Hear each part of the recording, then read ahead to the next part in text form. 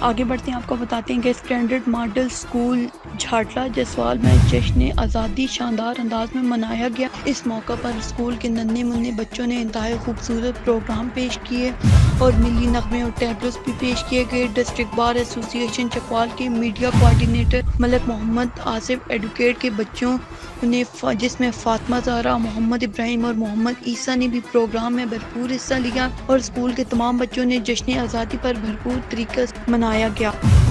اس کے آگے بڑھتے ہیں، آپ کو بتاتے چلیں کہ Chakwal Adil Memon district police officer Chakwal کا پولیس لائن میں دربار، ضلع پولیس، ٹریفک پولیس اور ایلیٹ پولیس کے افسران جو عنان کی شرکت۔ دربار کا آغاز تلاوت کلام پاک سے ہوا۔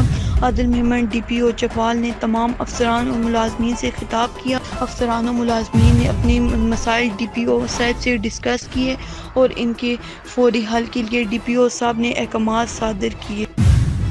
آگے بڑھتے ہیں، آپ کو بتائیں چکوال ریسکیو 112 کی ٹیموں کی اہم کاوشیں۔ گزشتہ روز جہلم چکوال روڈ پر سرکاری اسکولوں کا وزٹ اور طلبہ طالبات کو فرسٹ ابتدائی طبی امداد کی مشقیں کروائی گئیں۔